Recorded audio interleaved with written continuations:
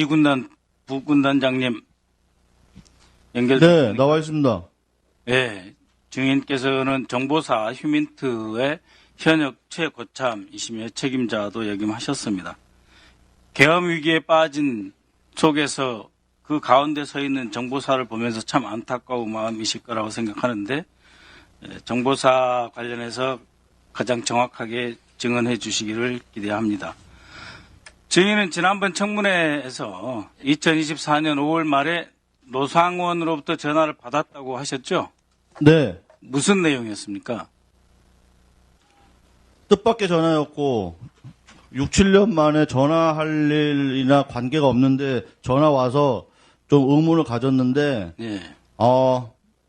뭐 저번에 말씀드렸지만 요지는 한번 볼 일이 있다라고 얘기를 했고, 근데 제가 그 사령관하고 속초 부대장 근무할 때 예.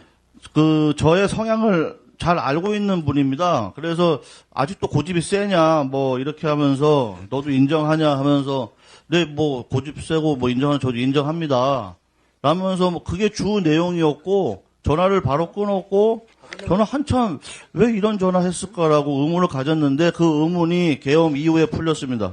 예. 그래서 증인이 반응이 노상원과 반갑게 뭔가를 도모하거나 협조할 상태가 아니라는 것을 감지하고 문상호를 시켜서 증인을 여단장에서 직무 배제시킨 거 아닙니까?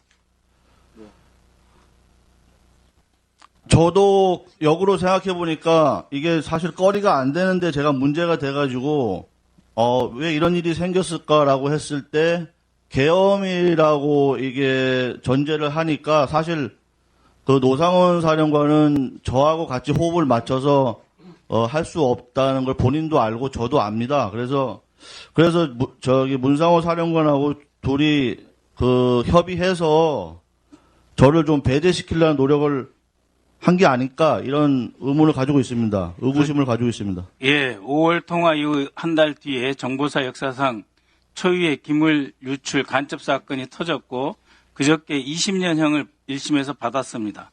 그럼에도 불구하고 지휘 책임자 문상호가 끝까지 살아남았죠. 이런 네. 과정이 모두 노상호와 함께 계엄을 준비하기 위한 것 아니었습니까?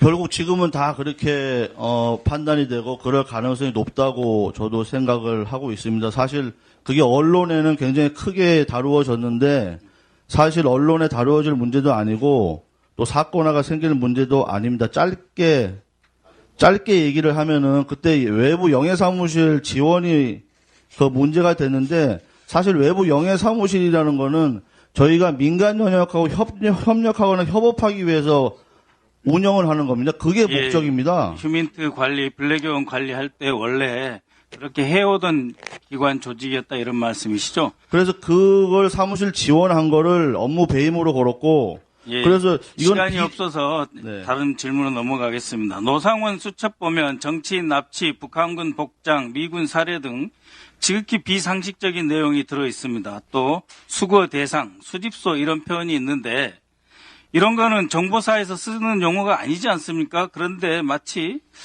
김영현 노상원이 22차례나 만났고 거의 매일 통화를 한 사이로서 두 사람이 마치 암호를 만들듯이 이런 표현을 써가면서 정말 상상하기 어려운 그런 계획과 행동을 했는데 원래 노상원이 이런 사람이라고 생각하셨습니까? 2016년도에 1년 딱 근무했습니다. 사령관, 저는 속초부대장으로 근무했고, 저희 속초부대가 대북 임무가 북한 전역에서 대북 임무를 준비하고 또 변경하거나 또 새로 임무를 준비하거나 그런 사안들이 남북 관계에 따라서 이렇게 변경돼서 있습니다. 그래서 그때 새로운 임무를 계획하는 과정에서 그 노상원 사령관의 어떤 지시나 내용 중에 이해될 수 없는 부분, 도저히 수용하기 없는 부분, 뭐 그런 것들이 지시가 있었고, 또 그런 제가 경험이 있었기 때문에 요번 계엄 때 그 계엄 수첩에 뭐 그런 사살 납치, 수거, 이런 걸 보면서 일반 사람으로는 이게 과연 맞는 얘기인가 이해가 안 된다고 생각했는데 저는 노상원 사령관의 성향을 알기 때문에 노상원 사령관이면 이건 가능한 얘기다 그렇게 판단했습니다. 예, 왜 김영현은 방첩사가 있음에도 불구하고 정보사령부 그리고 노상원을 활용해야 했을까요? 방첩사는 그 무력이나 완력 이런 어떤 특수 이런 인력이 없다고 알고 있고 예. 또 계엄에 필요한 어떤 그 작전이나 무력이나 뭐 이런 걸 동원하려면 방첩사는 안 맞고 예. 그건 뭐 정보사 그런 취지가 아닌가 싶습니다. 정보사 휴민트 조직에 계엄 임무가 있습니까? 원래? 즉 전평시를 막론하고 정보사의 휴민트 조직은 계엄 임무에 종사하지 않는 특수부대죠.